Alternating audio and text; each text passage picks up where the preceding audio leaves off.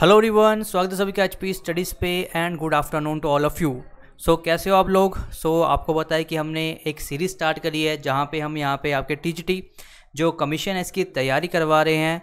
आज का जो सेशन होने वाला है इसमें मैं डिस्कस करूँगा आपके टीजीटी नॉन मेडिकल के लिए फिजिक्स के 20 मोस्ट इंपॉर्टेंट क्वेश्चंस के बारे में। ठीक है, इसमें न्यूमेरिकल भी रहेंगे। ठीक है, इसमें कुछ आपको यहाँ पे कंसेप्चुअल क्वेश्चंस भी देखने को मिलेंगे जो आपके आने वाले एग्जाम में आपकी काफ़ी हेल्प करने वाले हैं। ठीक है, तो सभी ने सेशन को लास्ट तक लगाना है। जो भी न्यूमेरिकल प्रॉब्लम्स होंगी, ठीक है, उनको आपने सॉल्व करने की कोशिश करनी है ना, खुद से भी सॉल्व करना है। जो आपको मैं कुछ कैलकुलेशंस दूंगा, ठीक है, वो आपने चेक भी करनी है कि क्या वो यहाँ पे डिजायर्ड आंसर आ रहा है कि नहीं आ रहा है। ठीक है जी, स्टार्ट करते हैं सेशन को। उससे पहले अगर आप में से कोई टीजीटी कमीशन की तैयारी कर रहा है और हमारे साथ मिलकर तैयारी करना चाहता है तो हमारे टीजीटी आर्ट्स के, नॉन मेडिकल के, मेडिकल के तीनों ही बैचेस आपके 23 सितंबर से स्टार्ट हुए हैं।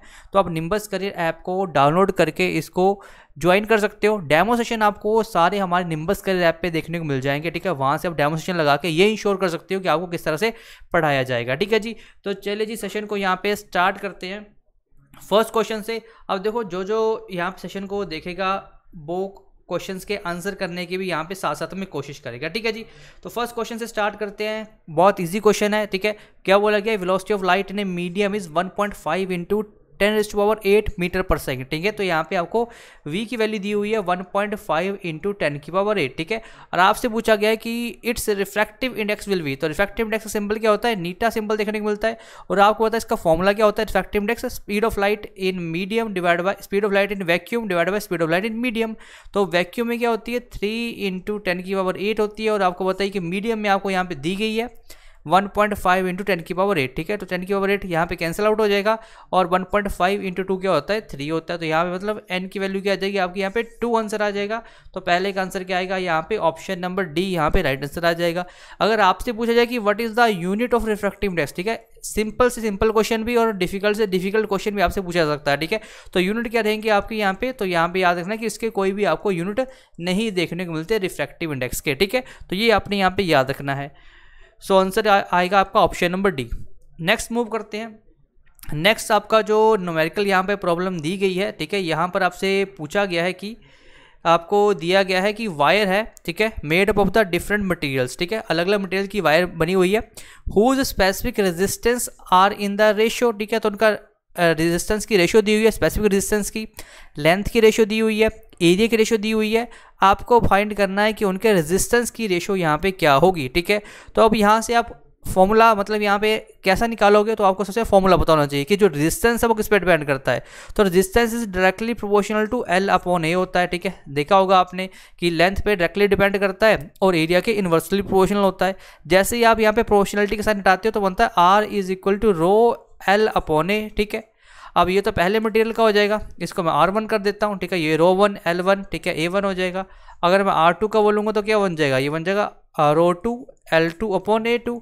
ठीक है, आपसे रेशियो पूछी गई है तो आप क्या करोगे, आप करोगे R1/R2। ठीक है, R1/R2 क्या हो जाएगा, देखो यहाँ पे ये पहला ρ1 हो जाएगा, ये आपका ρ2 हो जाएगा। ठीक है, यहाँ पे आपका ये L1 हो जाएगा, ये सेकंड वाला L2 हो जाएगा। उस तरह से आपका A1 ये A2।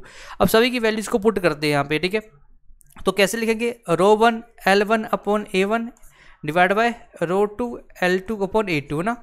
अब यहाँ पे बस वैल्यूज़ को पुट कर लेते हैं। तो ρ1 की वैल्यू थी 2, ρ2 की वैल्यू थी आपकी 3। ठीक है, उस तरह से आपकी L की वैल्यू क्या है आपकी, तो यहाँ पे मल्टीप्लाई का साइन लगाएंगे 3 और यहाँ पे आपका A1 की वैल्यू क्या 4। ठीक है, उसी के साथ अगर यहाँ पे नीचे देखें तो यहाँ पे आएगा आपका L2 की वैल्यू क्या आएगी, यहाँ पे 4 आ जाएगी, तो 4 यहाँ पर रखेंगे।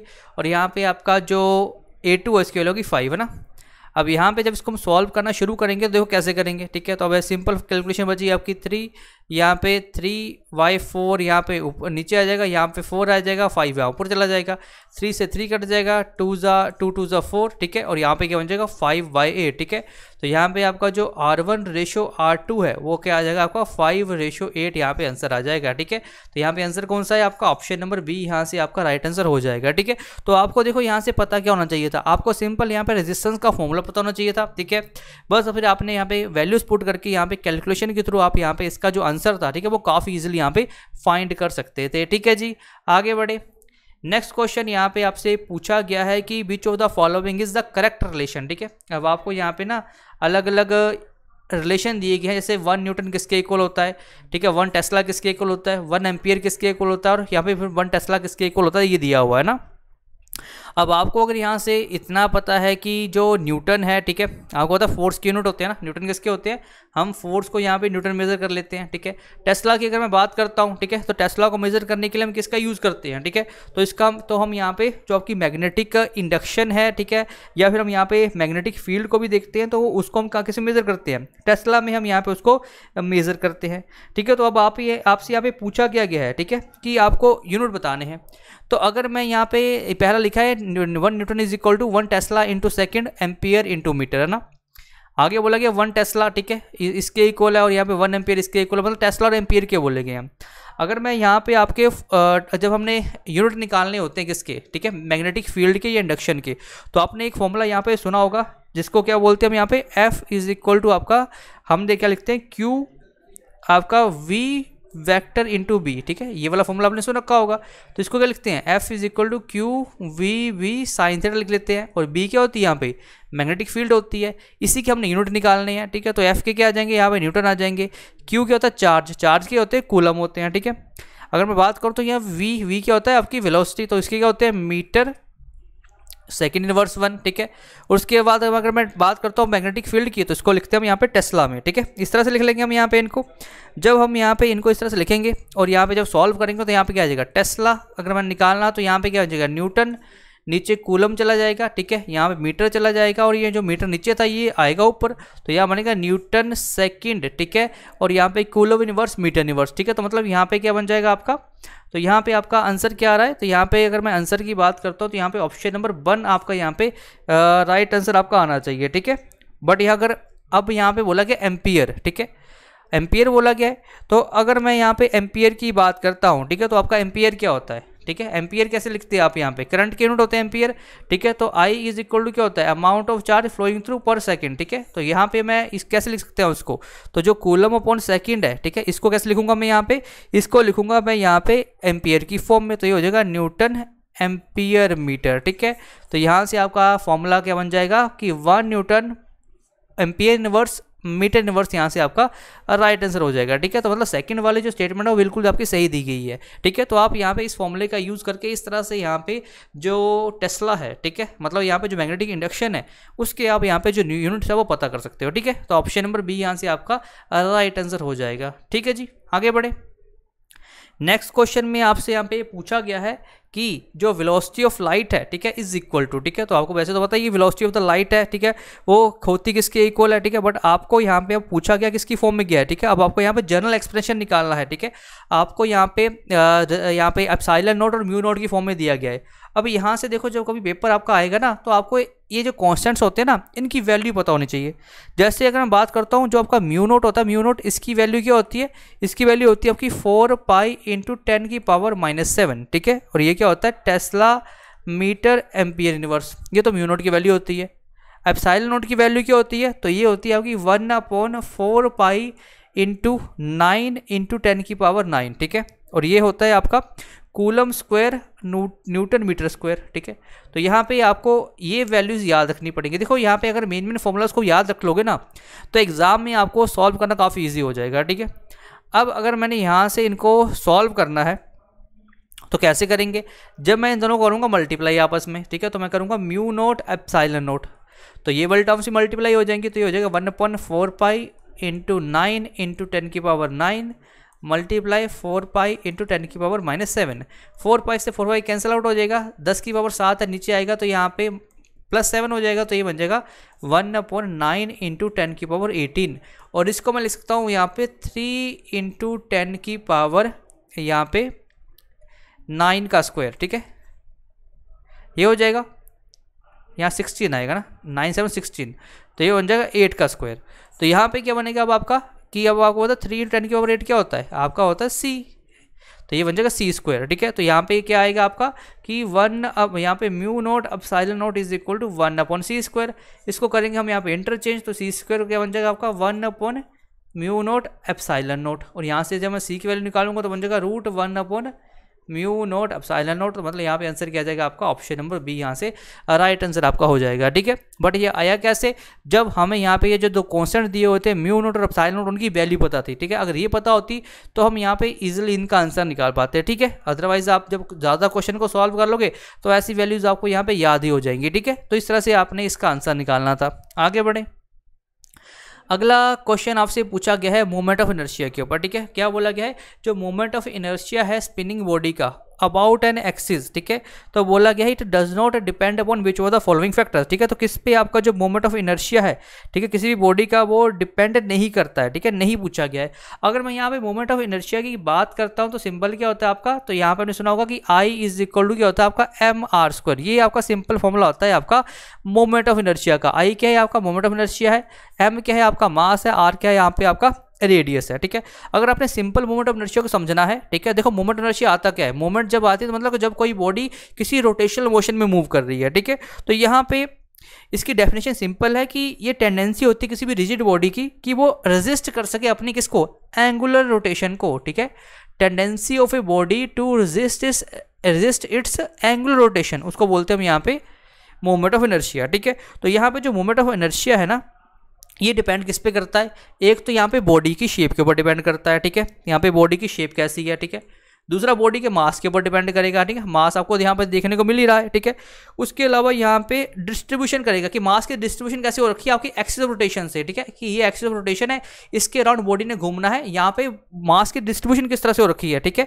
तो इन चीज़ों के ऊपर आपका डिपेंड करता है। तो यहाँ पे देखो क्या क्या बोला गया है कि किस पे डिपेंड करता है, तो यहाँ पे distribution of mass around the axis बिल्कुल सही है, ओरिएंटेशन कैसी है बिल्कुल सही है, ठीक है। मास के ऊपर डिपेंड करता है वो तो हमने देखा ही है, बट यहाँ पे एंगुलर वेलोसिटी कहीं मेंशन नहीं की हुई है, तो यहाँ पे एंगुलर वेलोसिटी के ऊपर आपका डिपेंड नहीं करता मोमेंट ऑफ इनर्शिया, बाकी सभी फैक्टर्स के ऊपर यहाँ पे डिपेंड करता है, ठीक है। अब आपने यहाँ पे कोई एप्लीकेशन अगर आपको पता है मोमेंट ऑफ इनर्शिया की, वो आपने कमेंट सेक्शन में लिखनी है, application of moment of inertia जो आपको पता है, ठीक है, कि स्विमिंग करते हुए जो कोई बॉडी जो आपका एथलीट होता है वो अपनी बॉडी को फोल्ड करता है, ठीक है, तो उसकी वजह से मोमेंट ऑफ इनर्शिया पे कम होता है कि बढ़ता है, ये आपने मेरे को कमेंट सेक्शन में आंसर कर देना है, ठीक है जी। ऐसे देखो क्वेश्चंस का आंसर करोगे तो आपका भी इंटेलेक्ट बढ़ेगा, ठीक है, आपको भी क्वेश्चन सॉल्व करने में यहाँ पे मजा आएगा, ठीक है जी। आगे बढ़े, अगला क्वेश्चन भी आपका यहाँ पे मोमेंट ऑफ इनर्शिया के ऊपर यहाँ पे पूछा गया है, ठीक है।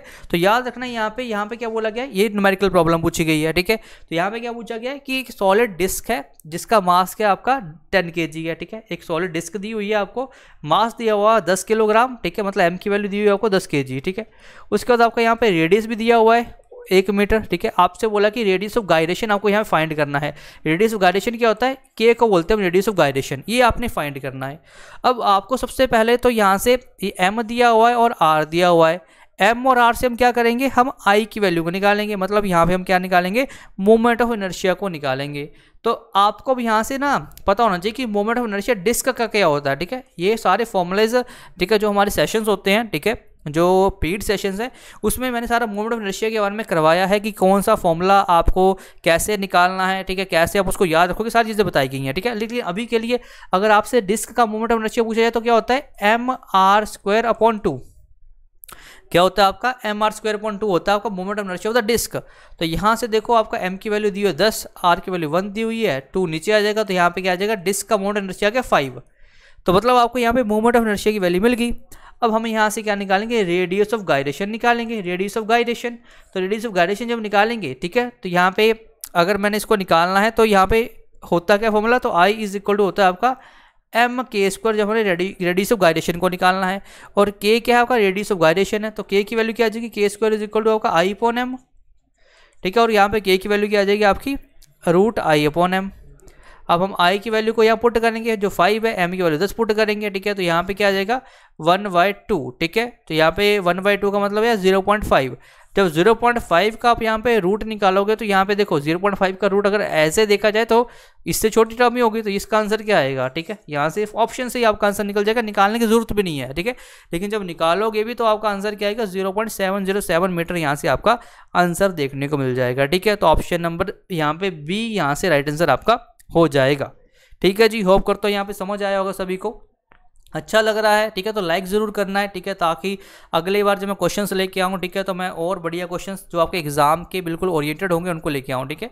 आगे चलते हैं। अगला क्वेश्चन आपका न्यूमेरिकल प्रॉब्लम पूछी गई है। क्या बोला गया है कि एक एलिवेटर है is moving downward in the shaft, ठीक है, एट 4 मीटर पर सेकेंड, ठीक है। तो क्या बोला गया है, एक एलिवेटर है वो आपका कहाँ पे जा रहा है, वो आपका नीचे जा रहा है 4 मीटर पर सेकेंड से, ठीक है। When a nut from the bottom of the elevator comes out, ठीक है। क्या हो रहा था कि एलिवेटर आपका नीचे जा रहा था, उसकी स्पीड थी 4 मीटर पर सेकेंड।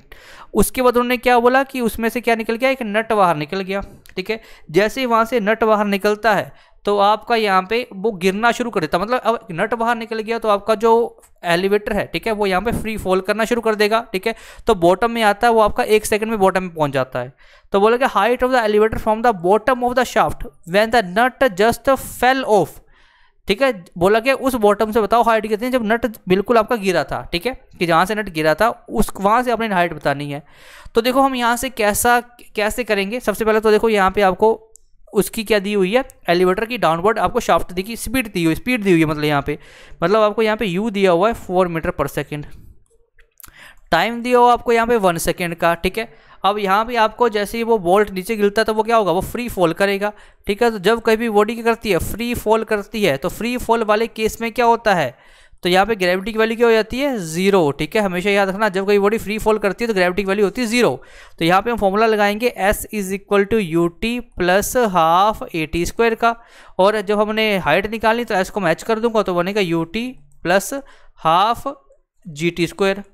g की वैल्यू 0 हो जाएगी यहाँ पे, क्योंकि g 0 है, मल्टीप्लाई करके पूरा फैक्टर 0 आ जाएगा। यहाँ से हम u को 4 है, t की वैल्यू 1 है, तो यहाँ पे h की वैल्यू क्या आ जाएगी, 4 मीटर यहाँ पे आपकी आंसर आ जाएगा, ठीक है। ऑप्शन नंबर यहाँ से आपका बी राइट आंसर यहाँ पे हो जाएगा इस पर्टिकुलर क्वेश्चन का, ठीक है। तो यहाँ पे सिंपल आपने ध्यान क्या रखना था कि क्या क्या बोला गया है, ठीक है, कौन सा फॉर्मूला लगा के हम इसको निकाल सकते हैं, इतना आपने यहाँ से याद रखना था, बाकी आपका क्वेश्चन यहाँ से आ जाएगा, ठीक है जी। होप करता हूँ यहाँ पे ये चीज़ आपको समझ आई होगी।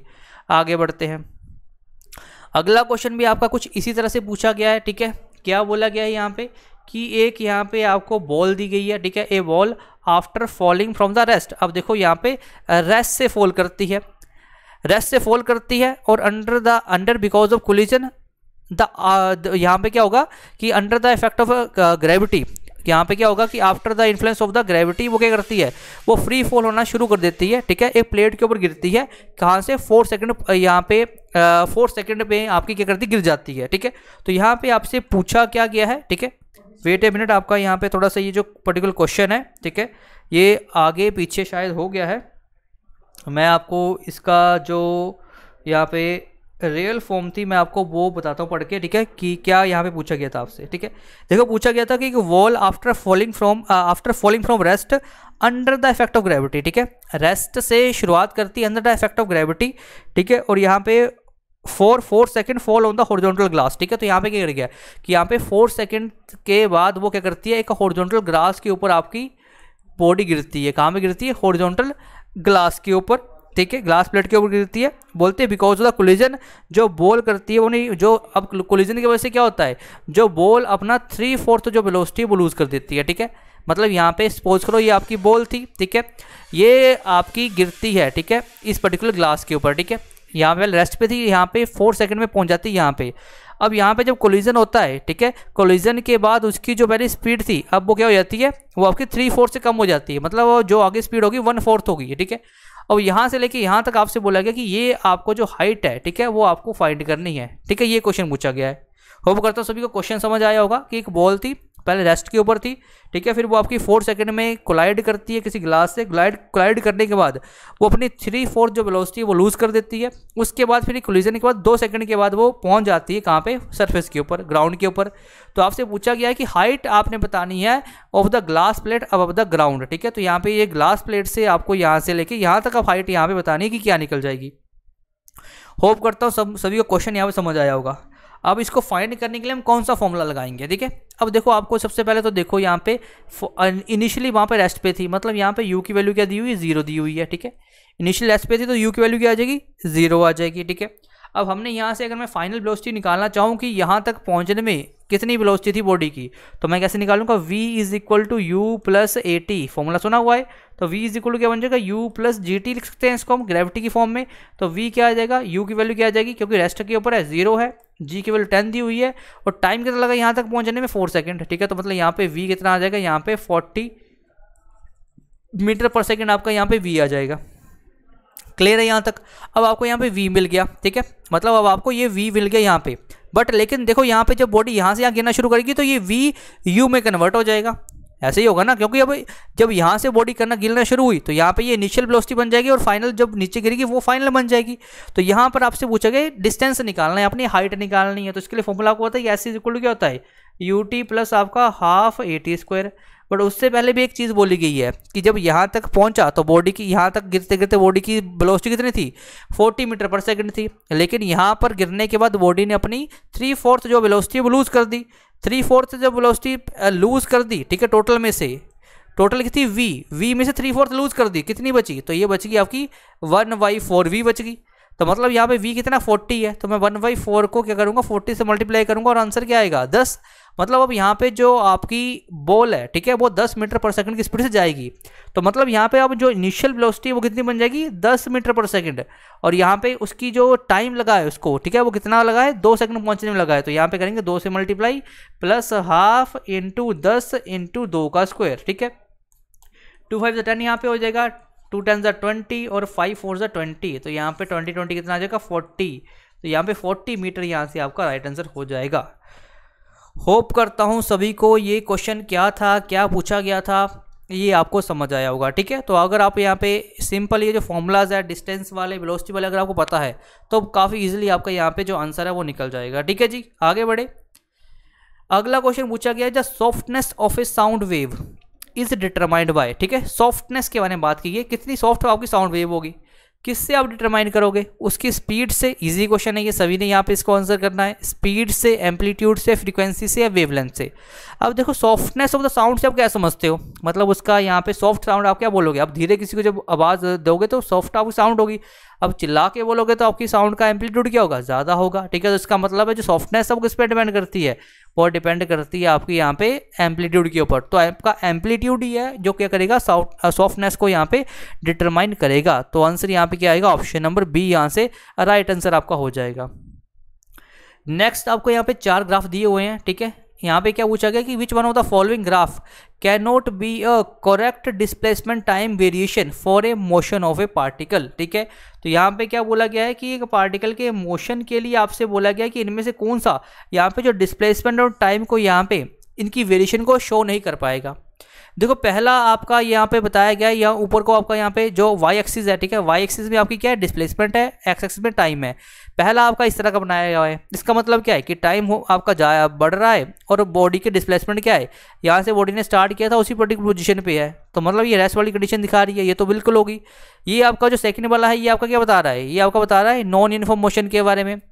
अगले वाला क्या बता रहा है आपका यूनिफॉर्म मोशन के बारे में, ठीक है, या यूनिफॉर्म वेलोसिटी के बारे में यहाँ पे बता रहा है, क्योंकि आपको पता है कि जो आपका डिस्प्लेसमेंट और टाइम है वो किसको जन्म देते हैं, वो आपका वेलोसिटी को जन्म देते हैं, ठीक है। वेलोसिटी क्या होती है आपकी डिस्प्लेसमेंट अपॉन टाइम होती है, ठीक है। तो यहाँ पे ये जो आपका कर्व है कि यहाँ पे क्या हो रहा है, जैसे जैसे डिस्प्लेसमेंट बढ़ रही है टाइम के साथ आपका यहाँ पे क्या हो रहा है, तो ये वाला लाइन शो कर रही है, ये बिल्कुल सही है। लेकिन जो लास्ट वाला ये वाला है ये आपका गलत है, ठीक है। तो ये आपका यहाँ पे करेक्ट यहाँ पे ग्राफ नहीं है किसका, डिस्प्लेसमेंट टाइम वेरिएशन का, ठीक है। तो आंसर यहाँ से क्या आएगा आपका ऑप्शन नंबर डी यहाँ से आपका राइट आंसर हो जाएगा। क्लियर होगा यहाँ पे ये भी सभी को ना। अगला क्वेश्चन यहाँ पे आपसे पूछा जा रहा है कि आपको 2 टेबल दिए गए हैं, एक टेबल 1 है टेबल 2 है। आपको टेबल 1 में फिनोमेना दिया हुआ है और टेबल 2 में साइंटिस्ट दिए हुए हैं कि जिन्होंने उस फिनोमेना को डिस्कवर किया था। अब आपको यहाँ पे मैच करना है, ठीक है। ऐसे क्वेश्चन भी आपके यहाँ पे देखने को मिल सकते हैं।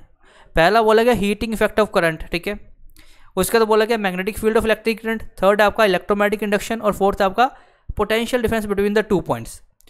तो अब आपने यहाँ पे बताना है कि कौन से फिनोमेना को किसी ने डिस्कवर किया था। तो देखो हीटिंग इफेक्ट ऑफ करंट के बारे में अगर मैं बात करता हूँ, ठीक है, तो आपने यहाँ पे जूल्स लॉ ऑफ हीटिंग पढ़ा है, ठीक है। तो यहाँ पे जो हीटिंग इफेक्ट ऑफ करंट है उसको आप कहाँ से मैच कर लोगे, तो उसको मैच कर लोगे आप यहाँ पे ऑप्शन नंबर बी से, ठीक है। मतलब यहाँ पे पहले का आ जाएगा बी, जैसे पहले का बी आएगा तो मतलब ये और ये तो आपके यहाँ पे ऑप्शन हो गए गलत, ठीक है। अब आता है आपका magnetic effect of electric current, ठीक है। Magnetic effect of electric current किसने बताया था, ठीक है। तो यहाँ पे आपने ओरिस्टेड का नाम सुना होगा, ठीक है, इन्होंने तो बताया था मैग्नेट के बारे में, ठीक है। मैग्नेटिज्म को डिस्कवर इन्होंने यहाँ पे एक्सीडेंटली किया था ना, ओरिस्टेड इनका नाम है। तो यहाँ पे बी का क्या आ जाएगा, 3 आ जाएगा। इलेक्ट्रोमैग्नेटिक इंडक्शन, ठीक है, किसने बताया था यहाँ पे, तो Faraday law of electromagnetic induction आपने सुना है। और लास्ट में पोटेंशियल डिफरेंस बिटवीन द दो, तो यहाँ पे आपका क्या आ जाएगा, आपका एल्सेरांडो वोल्टा, ठीक है। तो यहाँ पे आंसर आपका अगर इसके अकॉर्डिंग देखा जाए तो आंसर आएगा आपका ऑप्शन नंबर सी, ठीक है। तो ऐसे भी चीज़ें आपने याद रखनी है, यूनिट्स के बारे में याद रखना, कैसे यूनिट्स को निकालते हैं उनके बारे में आपको यहाँ से पता होना चाहिए, ठीक है। तो ऑप्शन नंबर सी यहाँ से आपका जो राइट आंसर है वो हो जाएगा, ठीक है जी। होप करता हूँ यहाँ पे यहाँ तक सभी को सभी क्वेश्चंस में क्लैरिटी होगी, ठीक है। कुछ भी अगर समझ ना आए तो कमेंट सेक्शन में मेंशन कर देना। कुछ टॉपिक अगर आप सजेस्ट करोगे कि अगले जब सेशन होगा तो इस टॉपिक के क्वेश्चन आपसे पूछे जाएँ तो वो भी आपके लिए लाए जाएंगे, ठीक है। बट आपने यहाँ पे पूरा सहयोग करना है ना, पूरे सेशंस को लगाना है, ताकि यहाँ पे इन द एंड आपको ही फ़ायदा यहाँ से मिलेगा ना। आगे बढ़ते हैं। आगे बोला जा रहा है कि an incident ray of light makes an angle of 25 degree with the normal of a plane mirror, ठीक है। तो यहाँ पे क्या बोला गया, इंसिडेंट रे है वो 25 डिग्री का एंगल बनाती है प्लेन मिरर के नॉर्मल के साथ, ठीक है। मतलब यहाँ पे इस तरह कुछ बोला गया है कि आपका यहाँ पे ये है आपका प्लेन मिरर, ठीक है, ये है आपका नॉर्मल, ये है इंसिडेंट रे, ये एंगल हमारी 25 डिग्री का है ना। आगे बोला गया है कि the mirror is then so turned through the 7 degree, ठीक है। मिरर को हमने यहाँ पे 7 डिग्री से टर्न कर दिया, ठीक है। पहले ये मिरर था, इसको 7 डिग्री थोड़ा सा मूव कर दिया। उसके बाद बोलते जो एंगल ऑफ इंसिडेंस है वो कितना हो गया, 32 हो गया। एंगल ऑफ इंसिडेंस कितना हो गया, 32 हो गया। बोलते the reflected ray will be rotated bye an angle, ठीक है। तो उसकी वजह से बोला गया जो रिफ्लेक्टेड रे है वो कितने एंगल से रोटेट होगी, ठीक है। कि आपने यहाँ पे 7 डिग्री से जब रोटेट किया तो आपकी इंसिडेंट रे कितनी होगी, 32 डिग्री की होगी। बट आपसे पूछा गया कि हम कितने यहाँ पे डिग्री से यहाँ पे उसी टाइम पे आपका जो रिफ्लेक्टेड एंगल है, ठीक है, वो भी यहाँ पे क्या होगा, रोटेट होगा। तो ये अगर क्वेश्चन देखने में बहुत डिफिकल्ट लग रहा होगा आपको, क्योंकि 3-4 स्टेटमेंट दी गई हैं। बट अगर आपको इतना सिंपल सा फिनोमेना पता है कि आपको यहाँ पे लॉ ऑफ आपने रिफ्लेक्शन सुने हुए हैं, जिसमें क्या होता है, angle of incidence is equal to angle of reflection, ठीक है। तो मतलब जितना एंगल ऑफ इंसिडेंस होता है उतना रिफ्लेक्शन होता है। तो जितना अगर आपने यहाँ पे एंगल ऑफ इंसिडेंस मूव किया उतना आपका क्या होगा, एंगल ऑफ रिफ्लेक्शन भी उतना यहाँ पे मूव होगा, रिफ्लेक्टेड रे भी उतनी मूव होगी। तो यहाँ पे कितने की मूवमेंट दिखाई थी, 7 डिग्री की। तो यहाँ पर भी मूवमेंट कितनी होगी रिफ्लेक्टेड रे में, वो भी आपकी 7 डिग्री की ही होगी, ठीक है। तो option number B is the right answer here, ठीक है जी। ऐसे क्वेश्चन भी आपने याद रखने हैं। आगे चलते हैं। नेक्स्ट क्वेश्चन आपसे पूछा गया है, an object 12 millimetre high is placed at a distance of 0.4 meter from a concave mirror. The radius of curvature of the mirror is 0.4 meter. The location of the image will be, ठीक है। तो मतलब आपको यहाँ पे किसके बारे में क्वेश्चन पूछा गया है, मिरर के बारे में पूछा गया है। तो सबसे पहले तो आपको यहाँ पे मिरर फॉर्मूला लिख लेना है कि 1/v + 1/u is equal to 1/f, ठीक है। तो v क्या होता है, distance of the image from the figure या जो मिरर से, या फिर u क्या होता है, distance of the object from the mirror, और f क्या होता है, फोकल लेंथ। और एक ऐसा मिरर है, कॉनकेव मिरर है, तो मतलब इस तरह का मिरर आपको दिया गया है, ठीक है। यहाँ पे अंदर वाला सरफेस रिफ्लेक्टिंग है और बाहर वाला पॉलिश्ड है। बोला गया है कि यहाँ पे जो आपका डिस्टेंस कितना है, 0.4 मीटर कॉनकेव मिरर से, ठीक है। मतलब यहाँ पे जो आपका ऑब्जेक्ट है वो 0.4 मीटर के दूरी पे पड़ा हुआ है। अब देखो यहाँ पे मिलीमीटर दिया हुआ है, यहाँ पे मीटर दिया हुआ है, तो मैं क्या करूँगा, इनको मिलीमीटर को यहाँ पे सेंटीमीटर में चेंज कर लूँगा। मिलीमीटर को सेंटीमीटर में चेंज करने के लिए क्या करेंगे, 10 से डिवाइड कर देंगे तो बन जाएगा 1.2 सेंटीमीटर।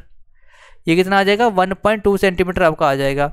उसी तरह से अगर मैं इसको सेंटीमीटर में चेंज करूँ तो ये 40 सेंटीमीटर बन जाएगा, ठीक है। और यहाँ पे चेंज करूँ तो ये क्या बन जाएगा, ये भी आपका 40 सेंटीमीटर बन जाएगा। और यहाँ पे बोला क्या गया, रेडियस ऑफ कर्वेचर आर की वैल्यू दी हुई है आपको 40 सेंटीमीटर। आपको आर और एफ का रिलेशन पता है, तो आर क्या होता है आपका 2f के इक्वल होता है। रेडियस ऑफ कर्वेचर आपका फोकल लेंथ का डबल होता है। तो फोकल लेंथ क्या आ जाएगी आपकी, f is equal to r/2। तो यहाँ पे क्या बन जाएगा 40/2, तो यहाँ पे आंसर क्या आएगा 20। तो मतलब यहाँ पे जो फोकल लेंथ है वो फोकस कितना दिया हुआ आपका 20 सेंटीमीटर दिया हुआ है। आपको फाइंड करनी है लोकेशन ऑफ द इमेज, मतलब आपको v की वैल्यू फाइंड करनी है। तो यहाँ पे कह रहे हैं 1/v is equal to 1/f minus 1/u। अब देखो यहाँ पे एक और चीज़ आपने याद रखनी है कि जो मिरर के यहाँ पे लेफ्ट में साइन होते हैं वो नेगेटिव होते हैं, राइट में क्या होते हैं, पॉजिटिव होते हैं। अब आपको देखो यहाँ पे ऑब्जेक्ट भी इधर है, फोकल लेंथ भी इधर है, तो दोनों साइन क्या हो जाएंगे, नेगेटिव हो जाएंगे। तो इसको कैसे करेंगे, 1/v is equal to 1/f का मतलब 1/20। यहाँ पे माइनस का साइन आएगा और यहाँ पे माइनस पहले ही था, माइनस का साइन आपका एक और आया 1/40। तो यहाँ पे क्या बनेगा, माइनस 1/20 प्लस 1/40। एलसीएम कितना आएगा, 40 एलसीएम आ जाएगा। और यहाँ पे 20 दूनी 40, यहाँ पे आएगा 1/40 माइनस का, मतलब यहाँ पे जो इमेज बनेगी वो भी क्या बनेगी, वही साइड बनेगी, मतलब यहाँ पे रियल इमेज की फॉर्मेशन आपको यहाँ पे देखने को मिलेगी। अब रियल इमेज बनेगी और कितने बनेगी, 40 सेंटीमीटर की। 40 सेंटीमीटर को मैं मीटर में चेंज करूँगा, 100 से डिवाइड करूँगा यहाँ पे, तो 0.4 मीटर आपका यहाँ पे आंसर आ जाएगा, जो कि आपका यहाँ पे क्या है, ऑप्शन नंबर बी है। क्योंकि मीटर में आंसर दिए हुए हैं तो आपको भी मीटर में वहाँ पे लास्ट में कन्वर्ट करना पड़ेगा। ठीक है जी, तो यहाँ पे आंसर यहाँ से क्या आ जाएगा आपका, ऑप्शन नंबर बी 0.4 मीटर यहाँ से आपका राइट आंसर देखने को मिल जाएगा। ठीक है जी, होप करता हूँ यहाँ पे 13 क्वेश्चन भी आपको समझ आया होगा। आगे चलते हैं जी। आगे क्या बोला गया है कि which of the following phenomena does not यहाँ पे show in the sound wave. ठीक है, तो यहाँ पे मतलब यहाँ पे जो कौन सा फिनोमिना है जो आपका साउंड वेव्स में नहीं देखने को मिलता। ठीक है, कौन सा फिनोमिना आपकी साउंड वेव्स नहीं शो करती, तो पहला है आपका डाइफ्रैक्शन, ठीक है, दूसरा है रिफ्लेक्शन, थर्ड है पोलराइजेशन और फोर्थ है आपका इंटरफेरेंस। ठीक है, तो कौन सा ऐसा फिनोमेना है जो आपकी यहाँ पे साउंड वेव्स की तरह शो नहीं किया जाता, तो यहाँ पे आंसर क्या आ जाएगा ए बी सी डी में से, तो देखो तो आंसर आएगा आपका ऑप्शन नंबर बी, रिफ्लेक्शन वाला जो फिनोमेना है, ठीक है, वो आपकी साउंड वेव्स शो नहीं करती। देखो साउंड वेव्स आपकी पोलराइज भी हो जाती हैं, ठीक है, आपको यहाँ पे डाइफेक्ट भी होती है, इंटरफेयर भी करती है, ठीक है, लेकिन रिफ्लेक्शन वाला जो फिनोमेना है ये शो नहीं करती है। ठीक है, तो आंसर यहाँ पे क्या आएगा आपका ऑप्शन नंबर बी, यहाँ से राइट आंसर आपका हो जाएगा। अगला क्वेश्चन आपका यहाँ पूछा गया है डॉपलर इफेक्ट के ऊपर। ठीक है, तो यहाँ पे क्या बोला गया कि which of the following is not a characteristics of the Doppler effect. ठीक है, अगर आपको यहाँ पे डॉपलर इफेक्ट पता है तो आपके लिए ये क्वेश्चन करना यार बहुत ही ईजी है। ठीक है, क्योंकि डॉपलर इफेक्ट बोलता किसके बारे में है। ठीक है, तो देखो डॉपलर इफेक्ट आपको सिंपल अगर आपने समझना है तो अगर हम आपको मैं लेमन भाषा में समझाऊँ तो है ना, सिंपल भाषा में, आपने अगर एक आपकी जो एम्बुलेंस है, ठीक है, वो आपके बिल्कुल पास है, दूसरे पर्सन से दूर है, तो आपको जो सायरन है वो जो थोड़ा तेज़ सुनाई देगा और जो आपका दूर पर्सन है उसको थोड़ा सा यहाँ पे कम तेज़ सुनाई देगा ना, बिल्कुल उसको थोड़ा सा कम दिखा, मतलब उसकी जो यहाँ पे साउंड का यहाँ पे जो आपका मतलब एम्पलीट्यूड है दूर वाले के कम होगा, पास वाले के लिए ज़्यादा होगा। ठीक है, तो यहाँ पे डॉपलर इफेक्ट भी इसी के बारे में बात करता है। ठीक है, वो बात करता है फ्रीक्वेंसी के बारे में। ठीक है, तो यहाँ पे मतलब बोलता क्या है यहाँ पे कि क्या इफेक्ट पड़ेगा चेंज इन द फ्रीक्वेंसी। ठीक है, जब कभी भी कोई ऑब्जर्वर सोर्स से पास जाएगा, सोर्स से दूर जाएगा, तो क्या इफेक्ट पड़ेगा फ्रीक्वेंसी के ऊपर। ठीक है, इसका मतलब जो डॉपलर इफेक्ट है वो डिपेंड करता है यहाँ पे रिलेटिव वेलोसिटी के ऊपर। ठीक है, कि वेलोसिटी आपकी कम हो रही है, ज़्यादा हो रही है, या फिर फ्रीक्वेंसी के ऊपर डिपेंड करता है। तो अगर फ्रीक्वेंसी पे डिपेंड करता है तो इसका मतलब फ्रीक्वेंसी से क्या रिलेट करता है, फ्रीक्वेंसी से तो आपका रिलेट यहाँ पे उल्टा उसका वेवलेंथ होता है, तो मतलब वेवलेंथ पे भी रिलेट करता है। और फ्रीक्वेंसी से ही क्या जुड़ी हुई है, पिच जुड़ी हुई है, तो पिच से भी रिलेट करता है। किससे रिलेट नहीं करता, तो आपका आंसर आएगा ऑप्शन नंबर सी। ठीक है, स्पीड से यहाँ पे उसका रिलेशन नहीं है, तो यहाँ पे जो speed of change in speed है वो करेक्टर नहीं है, चेंज इन वेलोसिटी है आपका, जो रिलेटिव वेलोसिटी इसको बोलते हैं, वो करेक्टर देखने को मिलेगा, जबकि आपका चेंज इन स्पीड यहाँ से करेक्टर नहीं होगा। ठीक है, तो ऑप्शन नंबर सी यहाँ से आपका राइट आंसर हो जाएगा। आगे बढ़ते हैं। आगे बोला गया कि in which type of collision does the total kinetic energy of the system remain constant. ठीक है, तो यहाँ पे क्या बोला गया कि ऐसे कौन सा आपका कोलिजन है जहाँ पे जो टोटल काइनेटिक एनर्जी है वो सिस्टम की क्या रहेगी, आपकी कांस्टेंट रहेगी। तो कौन सा ऐसा कोलिजन होगा। ठीक है, तो ऑप्शन नंबर है आपका परफेक्टली इलास्टिक कोलिजन, देन आपका परफेक्टली इनइलास्टिक कोलिजन, देन आपका पार्शियली इलास्टिक कोलिजन, या फिर आपका नन ऑफ द अबव। तो देखो जब कभी भी अगर बात करते हैं हम यहाँ पे कि काइनेटिक एनर्जी टोटल आपकी यहाँ पे क्या रहेगी, कांस्टेंट रहेगी, तो ये आपका यहाँ पे बताया किसके बारे में, परफेक्टली इलास्टिक कोलिजन के बारे में। ठीक है, तो यहाँ पे आपका ठीक है जो एनर्जी और मोमेंटम है वो दोनों यहाँ पे क्या रहते हैं, कंजर्व रहते हैं परफेक्टली इलास्टिक कोलिजन में। ठीक है, तो यहाँ पे आंसर क्या आएगा आपका option number A is the right answer here. ठीक है, नेक्स्ट क्वेश्चन, क्वेश्चन नंबर 17 पूछा गया है कि the resistivity of a certain materials metals और alloys drop to zero when they are cooled below a certain temperature, this phenomena is known as। ठीक है, तो यहाँ पे क्या बोला गया है कि कुछ जो रेजिस्टिविटी होती है कुछ मेटल्स की और अलॉयस की, ठीक है, वो जीरो तक पहुँच जाती है जब उनको यहाँ पे कूल किया जाता है सर्टेन टेम्परेचर तक। उसको क्या बोलते हैं, कंडक्टिविटी बोलते हैं, पार्शियल कनेक्टिविटी बोलते हैं, सुपर कनेक्टिविटी बोलते हैं, या फिर नॉन कनेक्टिविटी बोलते हैं। ठीक है, तो ये आपकी प्रॉपर्टी होती है सुपर कंडक्टर्स की। ठीक है, सुपर कंडक्टर्स की जो कनेक्टिविटी है, ठीक है, वो यहाँ पे वो शो करते हैं जब उनको यहाँ पे 0 डिग्री से, मतलब सुपर कंडक्टर ऐसे मटेरियल्स होते हैं, ठीक है, कि जो आपके यहाँ पे फिनोमेना को शो करते हैं, या फिर रेजिस्टिविटी कुछ मटेरियल्स की शो करते हैं जब उनको यहाँ पे ड्रॉप करते हैं यहाँ पे 0 में। ठीक है, या फिर उनको कूल किया जाता है सर्टेन टेम्परेचर, उनको क्या बोलते हैं, उस फिनोमेना को बोलते हैं सुपर कनेक्टिविटी। ठीक है, तो ऑप्शन नंबर सी यहाँ से आपका राइट आंसर हो जाएगा। आगे बढ़ते हैं जी क्वेश्चन नंबर 18 की तरफ। तो 18 में आपसे क्या पूछा गया है, पूछा गया कि जो करंट डेंसिटी है वो किस तरह की क्वांटिटी है। करंट डेंसिटी किस तरह की क्वांटिटी है, एक स्केलर क्वांटिटी है, एक वेक्टर क्वांटिटी है, एक आपकी डायमेंशनलेस क्वांटिटी है, या फिर इनमें से कुछ नहीं है। ठीक है, अगर मैं करंट डेंसिटी की बात करता हूँ तो वो उसका सिंबल होता है जे।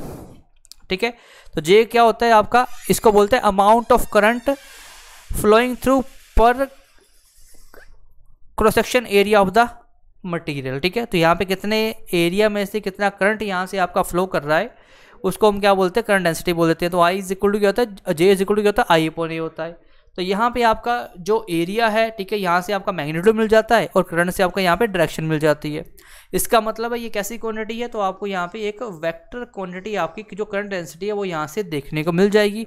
तो ऑप्शन नंबर बी यहाँ से आपका राइट आंसर आ जाएगा कि करंट डेंसिटी के यूनिट क्या होते हैं, मतलब कैसी क्वांटिटी है आपकी, यहाँ पे वेक्टर क्वांटिटी है। यूनिट की अगर बात करता हूँ तो करंट के क्या होते हैं, एम्पियर होते हैं, और यहाँ पे एरिया क्या होते हैं, मीटर स्क्वायर। ठीक है, तो यहाँ पे एम्पियर मीटर इनवर्स टू आपको यहाँ पे करंट डेंसिटी के यूनिट भी देखने को मिल जाएंगे। ठीक है, तो यूनिट भी याद रखने हैं। ठीक है, और कैसी क्वांटिटी वो भी आपने यहाँ से ध्यान में रखना है। नेक्स्ट क्वेश्चन आपसे यहाँ पे पूछा गया है कि कोफिशिएंट ऑफ रेजिस्टिविटी के बारे में। अब आपको ना कोफिशिएंट ऑफ रेजिस्टिविटी का ना सिंपल फॉर्मूला यहाँ पे डायरेक्टली पता होना चाहिए। ठीक है, जो कोफिशिएंट ऑफ रेजिस्टिविटी है उसको शो करते हैं हम यहाँ पे अल्फा से। फॉर्मूला क्या होता है यहाँ पे R2 minus R1 divide by यहाँ पे R1 और देन आता है T2 माइनस T1। ठीक है, ये फॉर्मूला होता है आपका सिंपल किसका, यहाँ पे कोफिशिएंट ऑफ रेजिस्टिविटी का। अब यहाँ पे आपका क्या बोला गया, सिल्वर का रेजिस्टेंस इतना है, टेम्परेचर इतने पे है, उसका यहाँ पर रेजिस्टेंस एंड रेजिस्टेंस बोला गया है कि एक वायर का 2.7 है और यहाँ पे इतना टेम्परेचर है। आपसे बोला गया कि यहाँ पे कोफिशिएंट ऑफ रेजिस्टिविटी कितना होगा, तो फॉर्मूला पहले ही पुट करोगे बस यहाँ पे। तभी बोलता हूँ मैं यहाँ पे कुछ फॉर्मूला जो आपने यहाँ पे अलग से लिख लेने हैं अपनी कॉपी पे, उनको याद करते रहो। ठीक है, बार बार पढ़ते रहो, आपको ईजिली याद हो जाएंगे। यहाँ पे क्या आएगा, R2 माइनस R1, तो यहाँ पे 2.7 माइनस यहाँ पे 2.1 आएगा, नीचे आपका 2.1 आ जाएगा, और यहाँ पे आएगा 100 माइनस यहाँ पे 27.5, यहाँ पे आ जाएगा 0.6, यहाँ पे 2.1। ठीक है, यहाँ पे बन जाएगा आपका 72.5। सॉल्व करोगे इसको, सॉल्व करने के बाद आंसर क्या आएगा आपका 0.00 यहाँ पे 39। और यहाँ पे इसके यूनिट क्या होंगे, यूनिट बताएं जल्दी से। यहाँ पे आपने यूनिट मेंशन करने हैं मेरे को कि इसके यूनिट क्या होंगे, और यहाँ पे क्या ये आंसर आ रहा है कि नहीं आ रहा, वो भी आपने यहाँ पे इसको कैलकुलेट करके बताना है मेरे को। ठीक है, कि क्या आंसर यही आ रहा है, ये आपने जल्दी से बताना कमेंट सेक्शन में। ठीक है जी, बढ़ते हैं जी अपने लास्ट क्वेश्चन की तरफ। लास्ट क्वेश्चन में पूछा गया डाइलेक्ट्रिक के बारे में। तो आपसे क्या बोला गया कि जो डाइलेक्ट्रिक्स होते हैं ना, ठीक है, ये होते कैसे मटेरियल से, कैसे सब्सटेंसेस होते हैं। बोलते हैं कंडक्टिंग सब्सटेंसेस होते हैं, नॉन कंडक्टिंग सब्सटेंसेस होते हैं, सेमी कंडक्टिंग सब्सटेंसेस होते हैं, या फिर नन ऑफ द ऑप्शन आते हैं। ठीक है, तो देखो यहाँ पे जो आपके डाइलेक्ट्रिक होते हैं, ठीक है, इनको क्या बोला जाता है, नॉन कंडक्टिंग सब्सटेंसेस होते हैं। ठीक है, डाइलेक्ट्रिक इफेक्ट आपने यहाँ पे सुना होगा। तो यहाँ पे ये जो डाइलेक्ट्रिक होता है ये खुद के लिए यहाँ पे क्या होता है आपका एक नॉन कंडक्टिंग सब्सटेंस आपका देखने को मिलता है। ठीक है, पैरेलल प्लेट कैपेसिटर आपने सुना होगा, तो वहाँ पर भी आपका डाइलेक्ट्रिक वहाँ पे इंड्यूस किया जाता है। ठीक है, तो ये कैसा होता है कि नॉन कंडक्टिंग सब्सटेंस होता है। ठीक है, तो इसके बारे में अगले सेशन में और क्वेश्चन लेके आऊँगा, लेकिन अभी के लिए आपने इतना याद रखना है कि ये कैसे सब्सटेंसेस होते हैं, नॉन कंडक्टिंग सब्सटेंसेस यहाँ से देखने को मिलते हैं। ठीक है जी, सो ये था हमारा आज का सेशन, जहाँ पे हमने डिस्कस किए 20 क्वेश्चंस को। इसमें हमने न्यूमेरिकल भी डिस्कस किए, है ना, हमने यहाँ पे यूनिट्स वाले क्वेश्चन भी डिस्कस किए, कुछ कंसेप्चुअल क्वेश्चन, कुछ डायरेक्ट क्वेश्चन भी डिस्कस किए।